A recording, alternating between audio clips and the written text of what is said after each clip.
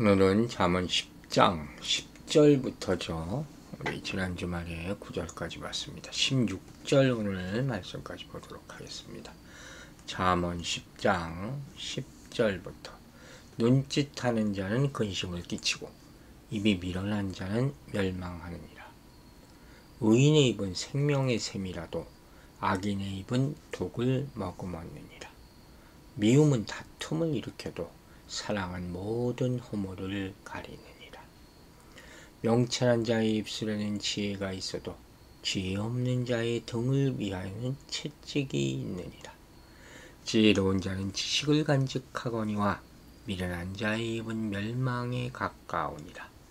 부자의 재물은 그의 견고한 성이요 가난한 자의 궁핍은 그의 멸망이니라. 의인의 수고는 생명이 이루고 악인의 소득은 죄에 이르느니라. 아멘. 오늘 보는 이 말씀도 참 귀한 말씀이네요. 다시 한번 솔로몬이 참 대단한 하나님의 종으로 사용됐었구나. 물론 그도 나중에 타락하지만 사람이 생각과 입술로 이런 말을 할 수 있다는 것, 우리가 말하는 것과 너무 틀리죠. 그걸 다시 한번 느끼게 돼요. 10절에는 눈치채는 자, 입이 미련한 자, 평행법, 동의적 평행법이라는 문법적인 체계예요. 이 두 눈치채는 자와 입이 미련한 자라는 삶의 형태를 통해서 구분길로 행하는 자, 우리 9절에서 봤던 그 삶을 좀 더 구체적으로 설명하는 거예요. 구분길로 행한다는 것은 길이 구부러졌다가 아니라 그 사람이 걷는 걸음이 구부러졌다는 거라 그랬잖아요. 길은 똑같아요. 눈짓하는 자, 속이는 자. 여러분, 눈짓하는 자, 이거 무슨 소리인지 아세요, 여러분? 교회 안에 이런 분들이 있어요. 눈짓으로 이렇게 자꾸 뭐 이렇게, 무슨 의미인지 아시죠? 이거 아주 성경에서 나쁘게 봅니다. 절대 하지 마세요. 서로 뭐 꿈뻑꿈뻑하고 뭐 저쪽으로 나와 이런 거 표시하는 거 있잖아요. 이거 성경이 분명히 악한 일이라고 말하고 있어요. 또 입이 미련한 자, 여기서는 거짓말한다는 뜻이죠. 이들은 멸망할 뿐만 아니라 타인에게 부정적인 영향을 끼친다는 거예요. 당연하겠죠. 긍정적인 영향을 이런 것으로 왜 합니까? 공개적으로 하지. 그렇죠? 이런 행동의 뒤에는 반드시 거짓이 있어요. 정의로운 일이 있을 수가 없다는 거예요. 감추지 말라는 거죠. 자, 11절과 12절을 보면 말에 대한 본격적인 가르침이 나오죠. 의인의 말과 악인의 말의 결과를 뭐라고 했습니까? 생명과 독, 이렇게 요약하는 거예요. 여기서 나오는 생명의 샘이라는 표현은 뭡니까? 고대 중동에서 생명을 위하여 꼭 필요한 샘물을 의미하는 것으로 공동체에 미치는 이 의인의 선한 영향력을 비유해서 말씀하는 거예요. 어느 공동체나 특히 교회 안에 이런 사람이 있어야 돼요. 선한 영향력을 미치는 사람. 반대로 나쁜 말을 퍼뜨리는 사람이죠.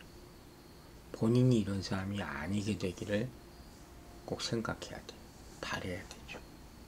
의인의 입은 살리는 샘물이다. 악인의 입은 생명을 죽이는 독이다. 여러분, 말로 사람을 죽일 수 있어요. 언어 폭력이라는 거예요. 욕을 한다고 그러는 게 아니에요. 마음의 악을 품고 있으면 이럴 수 있다는 것이죠. 그래서 12절은 이 원리를 좀 더 구체적으로 설명하죠. 악인의 입은 서로를 미워하고 다투는 공동체로 만드는 것이고 의인의 입은 사랑함으로 하나 되는 공동체를 만든다. 얼마나 좋은 말씀입니까?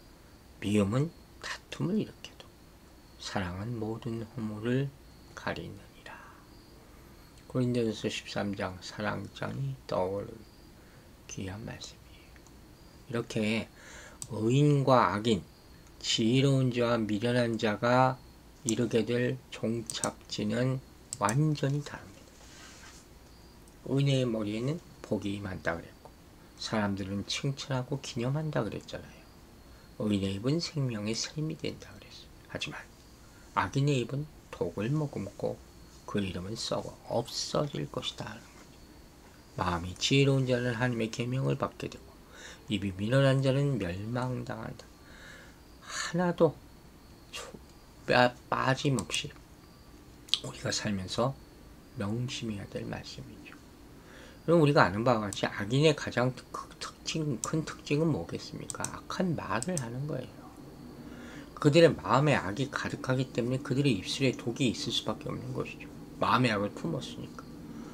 근데 그 결과는 뭐라고요? 결국 멸망하게 된다. 이 악인의 입을 본문이 뭐라고 표현했어요? 독을 머금었다. 11절에 나오잖아요. 혹은 미련하다. 독을 머금었다. 우리 입술에 혹시 독을 머금지 않게 되기를 진정으로 바랍니다. 누구 미워하지 마세요. 무슨 이유든지 간에 이유가 있을 거 아닙니까?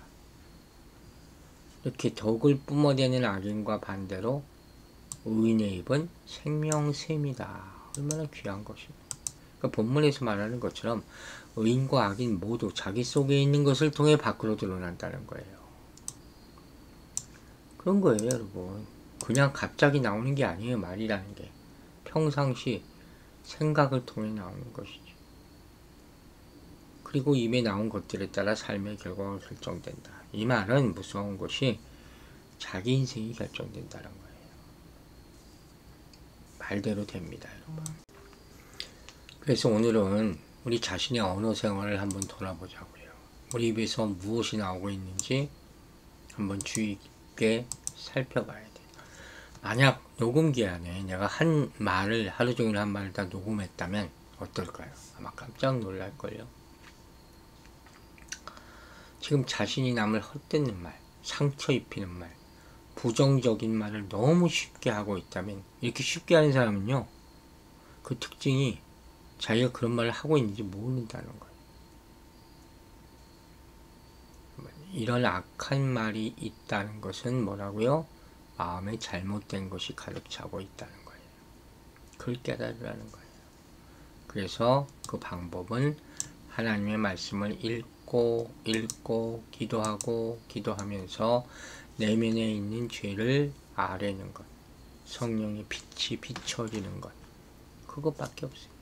회개하고 용서받는 것, 주변 사람들에게도 진실된 말을 하고 세워주는 말을 하고 위로의 말을 하고 소망의 말을 하고 격려의 말을 하고 힘주는 말을 하게 되기를 주의 이름으로 축원합니다.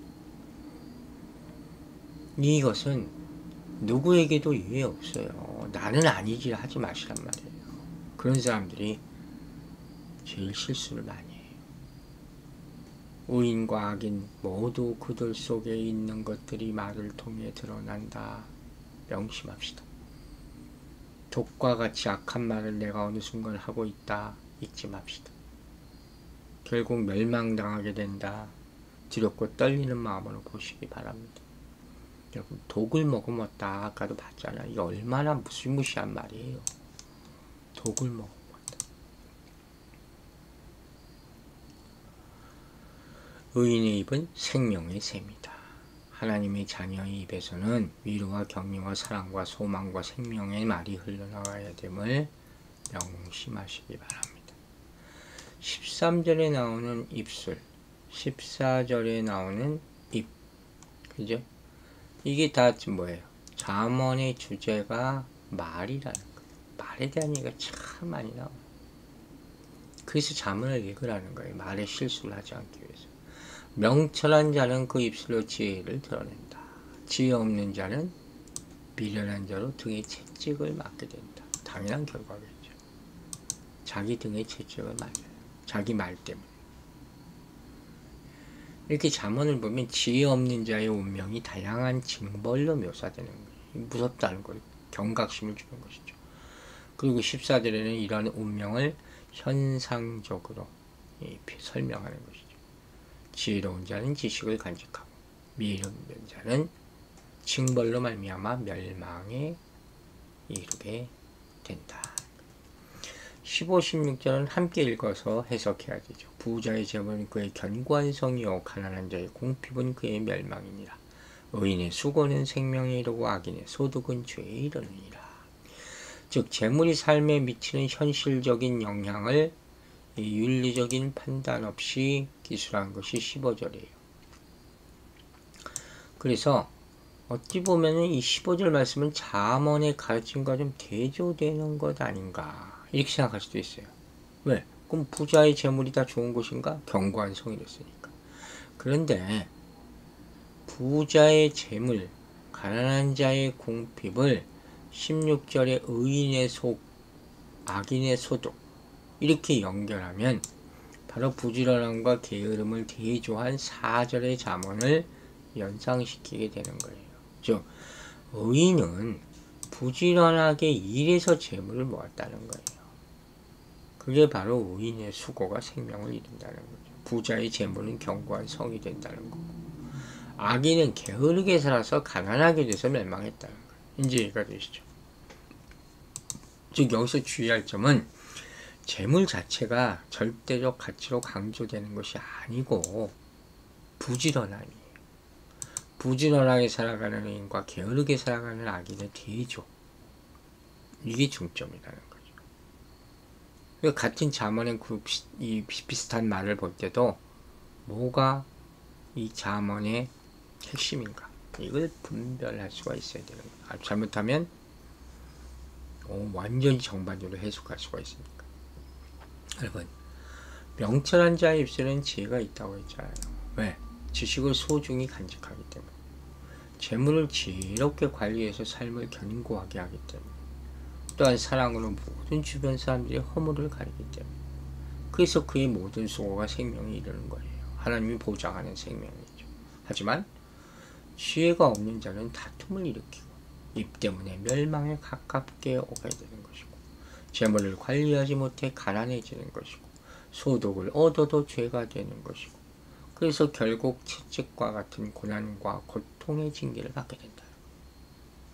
하나님이 주시는 지혜, 이건 우리 삶에서 구체적인 모습으로 나타나게 됩니다.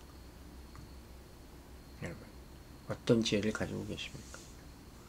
지혜로운 사람은 사랑으로 모든 허물을 가려요. 싸움과 분쟁을 맞을 수밖에 없겠죠. 여러분이 그런 사람이 되시기를 기도합니다. 또 아름다운 언행을 보여줘요. 삶에 꼭 필요한 지식을 점점 쌓아가게 되고, 재물을 견고한 성처럼 성실함으로 쌓는 것이죠. 그래서 이 수고의 모든 결과로 생명을 얻게 되는 것이죠. 이처럼 지혜는 추상적인 게 아니에요. 그렇게 생각하면 성경이 다 추상적인 말이죠. 잠언을 읽는 이유는 우리 삶에 직접 적용하기 위해서라고 했어요. 그렇죠? 삶의 행동 원리가 바로 지혜라는 거예요. 말과 행동으로 구체적으로 표현이 되는 것이다. 결국 보이지 않는 것 같은 지혜가 보이는 열매로 나타나게 하는 것이 바로 성공한 인생이다 할 수 있는 것이죠. 그래서 우리는 이쯤 되면 과연 내가 하나님의 말씀으로 지혜를 얻어서 매일의 삶을 꾸려나가고 있는가 돌아봐야 되는 거예요. 여러분, 중요한 원리를 한 가지 말씀드릴게요. 지혜에 대한 원리. 우리는 세상의 변칙이 아니라 하나님의 원칙으로 살아가야 돼요. 세상은 다 삐뚤어져 있어요. 그게 사실이에요. 그걸 변칙이라 그래요. 맨날 변하는 원칙, 항상 변하는 원칙이 없는 것이죠. 우리가 세상을 사랑하지 말아야 될 이유 중에 하나가 뭐라 그랬어요? 세상이 악하고 변하기 때문에. 아이덴티티가 없어요. 대신 우리는 하나님의 원칙, 하나님의 말씀으로 살아가야 되는 거예요. 여기서 흔들리지 않은 근본 원리로 삼고 살아가기 위해서는 구체적인 방법을 말씀 안에서 찾고 그것을 실천해 봐야 되는 거예요. 그리고 물론 자녀에게도 가르쳐야 되겠죠. 누구에게 가르치는 것으로 그 믿음이 늘어납니다. 그래서 이처럼 하나님의 지혜를 바탕으로 행동할 때 안전하고 풍요로운 삶을 살 수 있는 것입니다. 여러분이 속한 곳에서 하나님의 지혜를 나타내며 일하고 다른 사람을 섬기는 하루가 되기를 바랍니다. 교회가 세상적인 삐뚤어진 방법이 아닌 하나님이 주신 올바른 지혜로 세상의 문제까지 해결해 나가는 곳이 되기를 간절히 기도합니다. 기도하겠습니다. 아버지 하나님 감사합니다. 오늘도 지혜의 말씀으로 시작을 합니다. 채워주시옵소서. 의인의 입은 살리는 샘물이, 악인의 입은 죽이는 독이다 했습니다. 우리 입안에 독이 있는지, 생수의 강이 흘러 넘치고 있는지 분별케 하여 주시옵소서. 악한 말을 하지 말고 비난하지, 독한 말을 하지 말게 하여 주시옵소서. 우리 마음에 있는 것이 결국 말로 다 드러난다 했는데 우리 인생, 부끄러운 인생이 드러나지 않도록 정말로 잘못되게 살아왔던 그 인생을 부끄러워하게 하여 주시고 자제하게 하여 주시고 진실한 말, 세워주는 말, 위로하는 말, 격려하는 말, 소망의 말, 인커리지 시키는 그런 말을 할 수 있는 우리 혀가 되도록 성령이 함께 하여 주시옵소서. 아버지 하나님, 오늘 성도들 오늘 하루도 하나님이 지혜로운 말로 살아가게 하여 주시고 승리하게 하여 주시고 지혜로운 말을 선포하며 덕을 끼치는 하루가 될 수 있도록 축복하여 주시옵소서. 감사드리며 예수 그리스도 이름으로 기도했습니다. 아멘.